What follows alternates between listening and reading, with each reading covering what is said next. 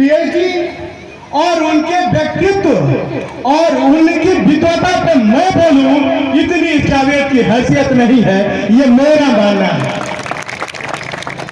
क्योंकि हवाबाजी करना मेरी फितरत नहीं है। मैं कहीं से भी उनके व्यक्तित्व पे प्रकाश डालने के लायक नहीं हूं, लेकिन हाँ, मैं ये डंके की चोट पे कहता हूं आपसे कि जिस महान से वो बिलोंग करते थे और जिस 111 महान रेजिमेंट से उनके पिताजी आदरणीय श्री रामाजी मालो सकपाल जी सुबेदार मेजर रैंक पे नौकरी करते थे, जूनियर कमीशन ऑफिसर थे। उसी महा रेजिमेंट के 11th आर रेजिमेंट में मेरे पिताजी मोहम्मद शमशेर साहब भी जूनियर कमीशन ऑफिसर थे और मेरी परवरिश में महार का बहुत बड़ा हाथ है। और मेरे पिताजी ने महा रेजिमेंट के अदम्य साहस, शौर्य और पराक्रम को बढ़ाने के लिए अपनी जवानी के 28 साल दिए हैं और उस पर मुझे गर्व है। मैं इसलिए बोल रहा हूं, कहा था बाबा साहब ने कि शिक्षा शेरनी का वो दूध है जो पिएगा वो दहाड़ेगा।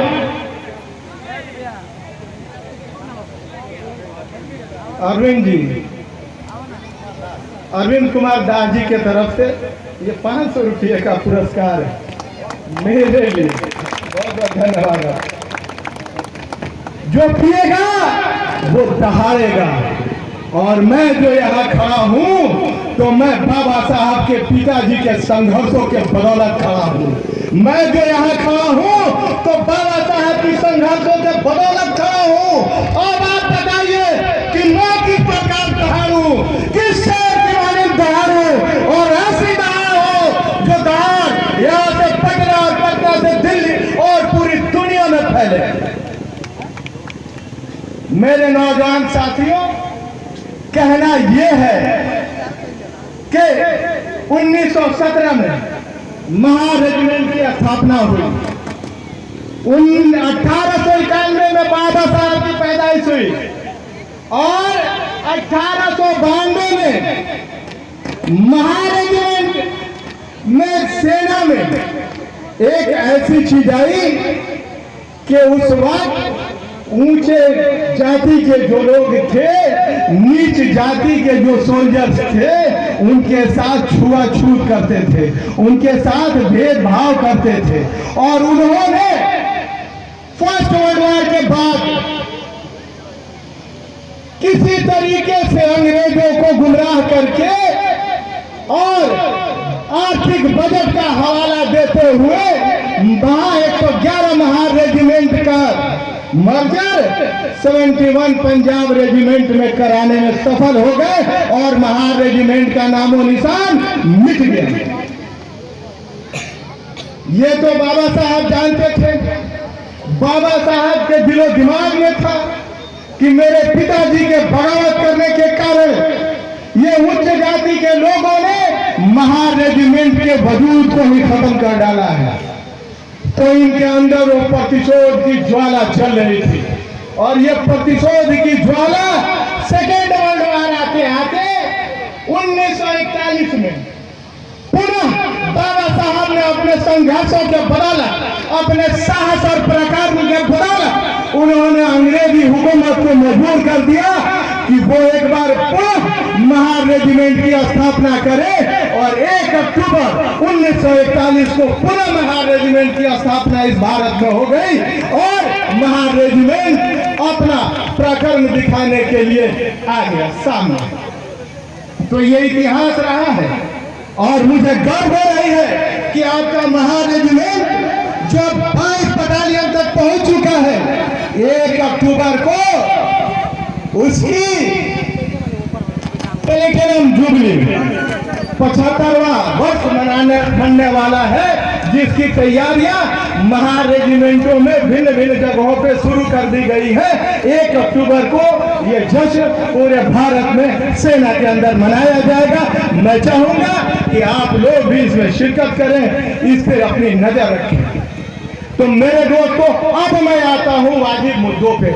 लोगों को तुच्छ न समझें, आप समाज के लोगों को छोटा न समझें, आप इस तरीके की बातों पे लगाम लगाएं, क्योंकि अगर आपको पता होता कि बाबा साहब डॉक्टर भीमराव अम्बेडकर 1952 के जनरल इलेक्शन में आम आवाम के जरिए चुनाव हार गए थे, वो बाई इलेक्शन 1954 में हार गए थे, लेकिन उसके बावजूद भी जो इतिहास उन्होंने लिखा है, जो भारत का संविधान उन्होंने लिखा है, वैसा इतिहास बनाने के लिए आपकी 7 पीढ़ियां खत्म हो जाएंगी। आप बना नहीं पाओगे। आप सिर्फ इलेक्शन जीत सकते हो, वो इतिहास नहीं बना सकते हो। मैं डंके की चोट पे कह रहा हूं। इसलिए मेरे भाई बचे ऐसी बातों से। तो मैं ये कहना चाहता हूं कि कुछ लोगों को जैसे पता है कि 1946 में बाबा साहब भीमराव अम्बेडकर जी को और योगेंद्र नाथ मंडल जी को, दोनों आदमी को बंगाल से इंडियन मुस्लिम लीग ने अपना नुमाइंदा बना करके अपर हाउस में भेजा दिल्ली। लेकिन 1947 में देश का बंटवारा हो गया। बाबा साहब का रिश्ता कांग्रेस से बहुत अच्छा नहीं था, बिल्कुल भी अच्छा नहीं था, लेकिन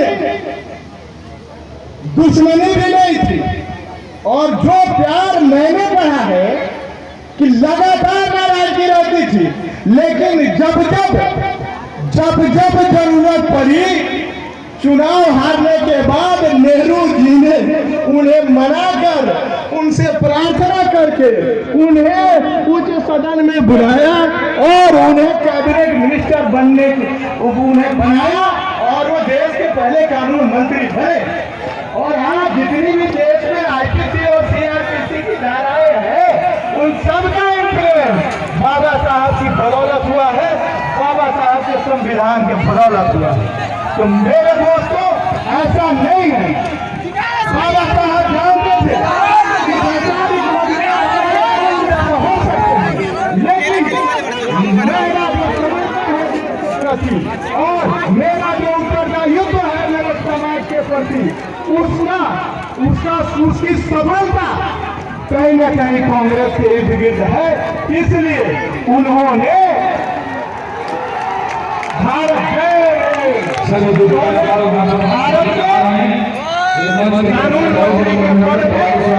खुद को बनाए रखना उचित समझा, अन्यथा वो तो इस्तीफा अपनी जेब में लेके चलते थे।